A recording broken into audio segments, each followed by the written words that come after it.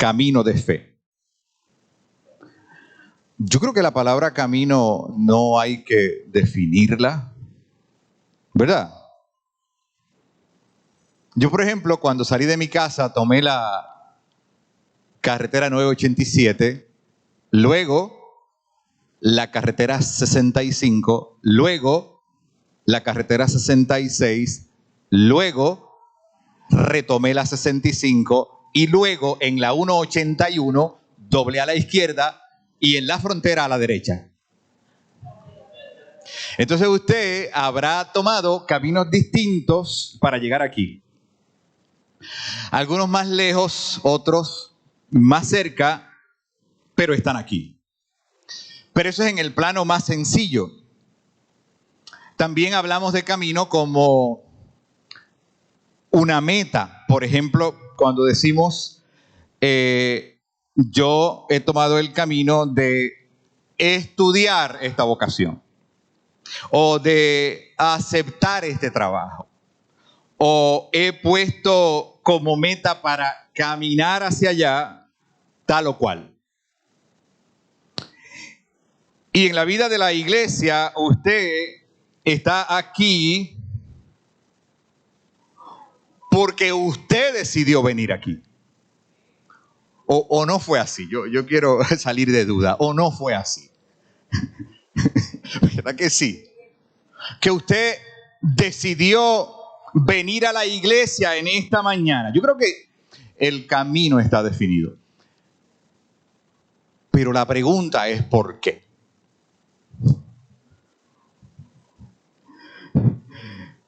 ¿Por qué usted está aquí?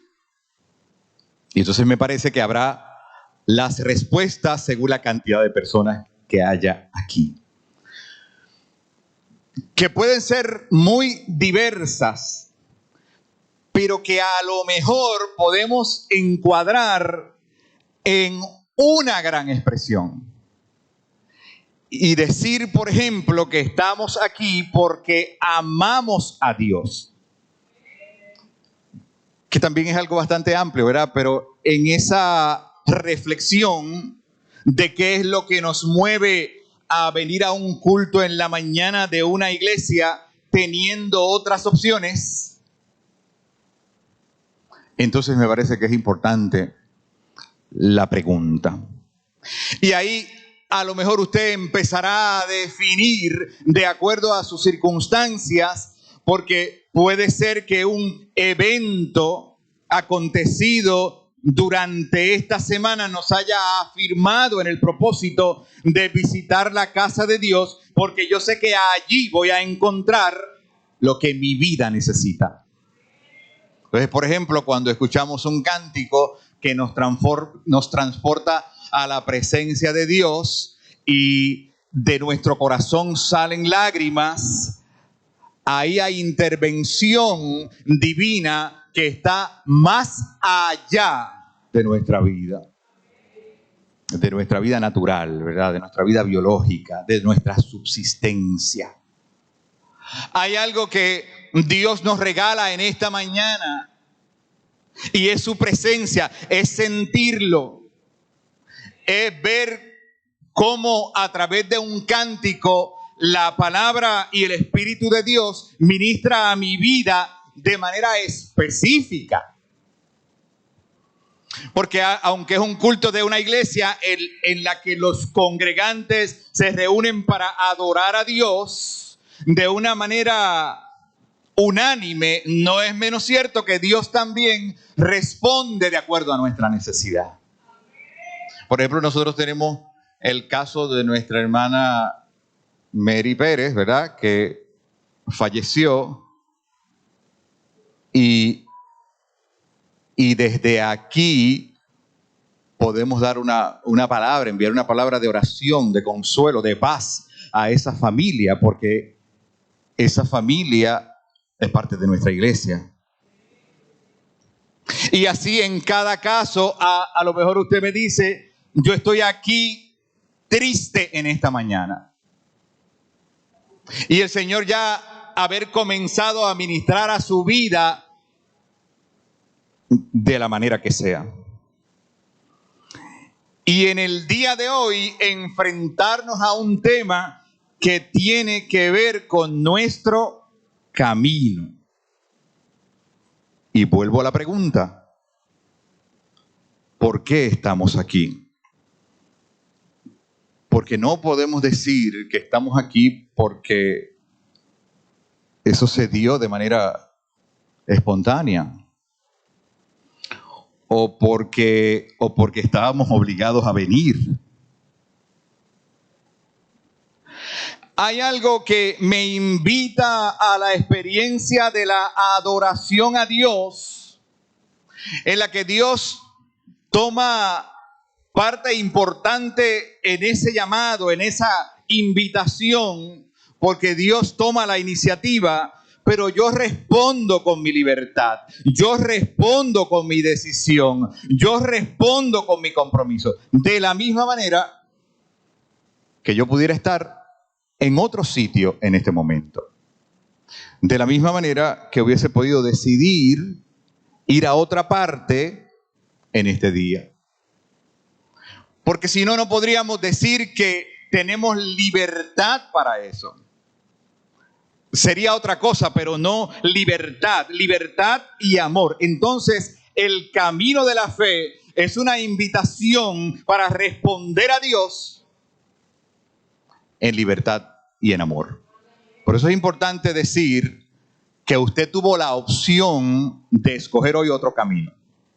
Eso también ocurre en la vida. Vamos discriminando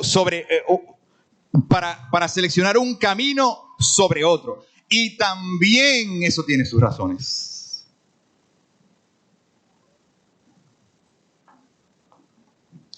Bueno, pues yo escogí ser lo que soy en términos ministeriales y yo le puedo decir por A, por B, por C.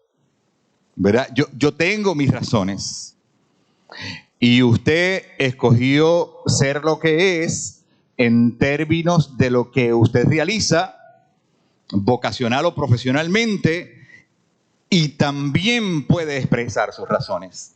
Pero lo importante es que usted llegó a ese punto de su vida y está aquí hoy un domingo por la mañana y el culto ha comenzado a hablarle a la vida de la iglesia de distintas maneras para reiterar que ese camino vale la pena seguirlo.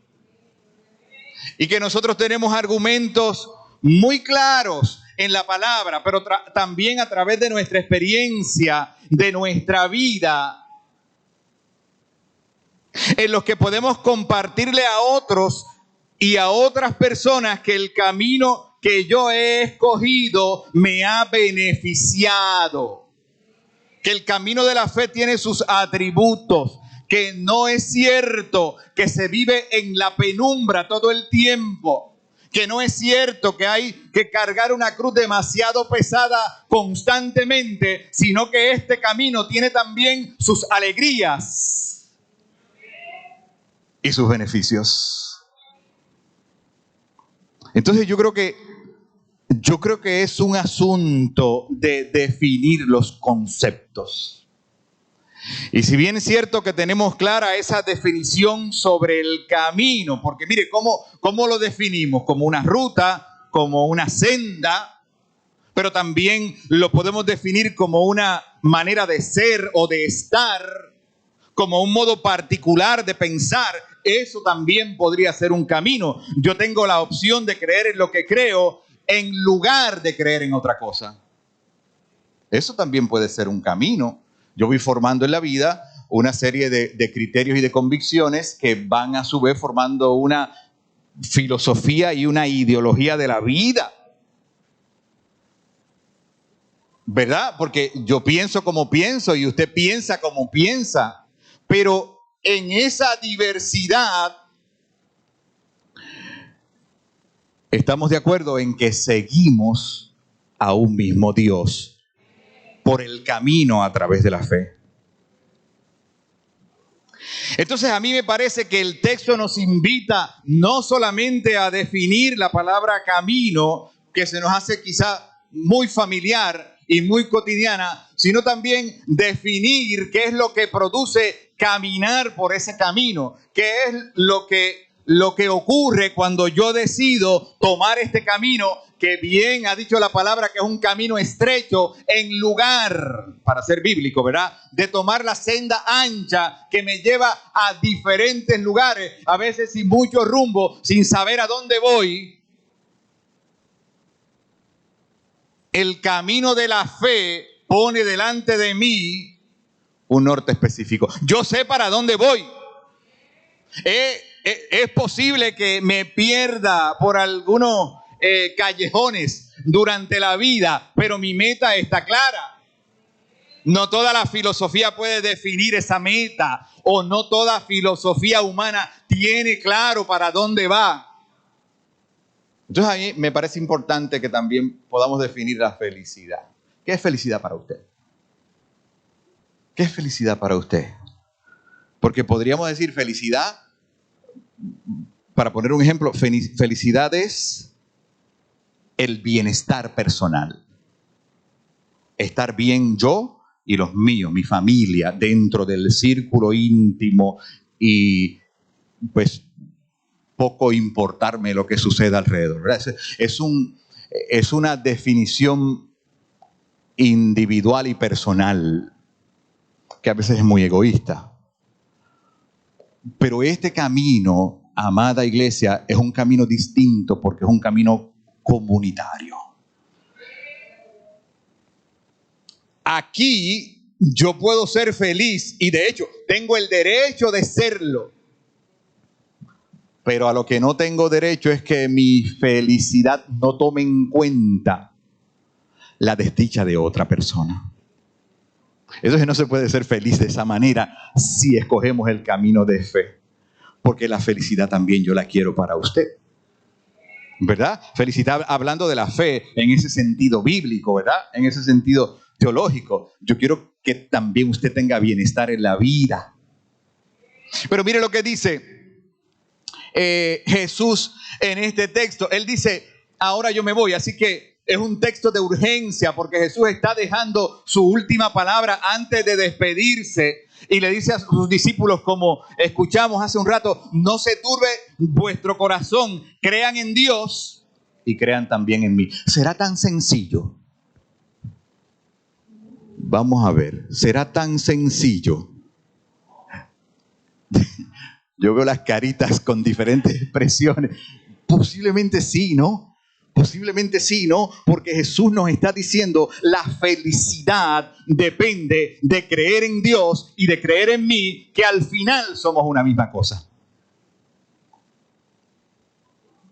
Claro, lo que pasa es que a veces creer en eso, a veces nos trae dificultades, nos trae problemas.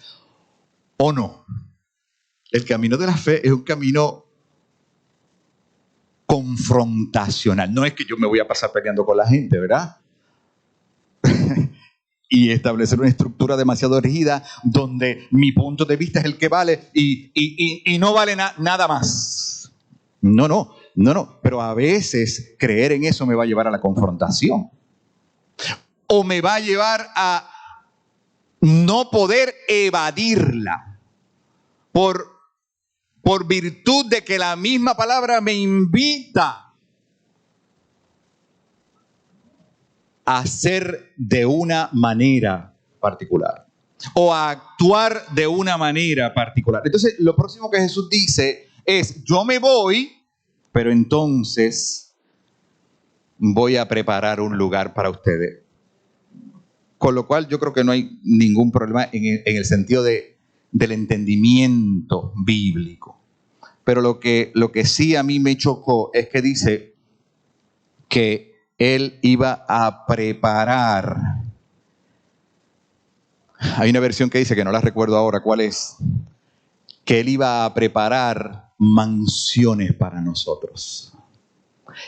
Y a mí me resulta chocante esa interpretación. Claro, yo tengo aquí un lugar, fíjese que es distinto, un lugar, pero preparar mansiones para ustedes. ¿En qué uno piensa? ¿En qué uno piensa? En un palacio, en una casa grandísima. Bueno, una mansión, ¿verdad? Una mansión con todas las comodidades,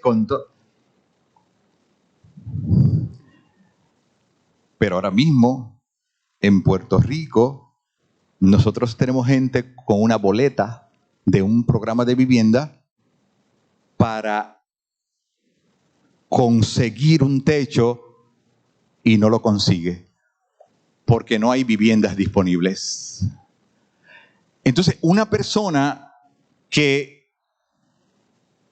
viene llorando porque no tiene dónde vivir, porque tiene el recurso que le da un programa de asistencia de vivienda, pero no consigue dónde vivir, ¿cómo va a entender esta palabra de que Dios le tiene una mansión en el reino de los cielos si no puede vivir hoy en un techo? No me gusta mansiones, no me gusta.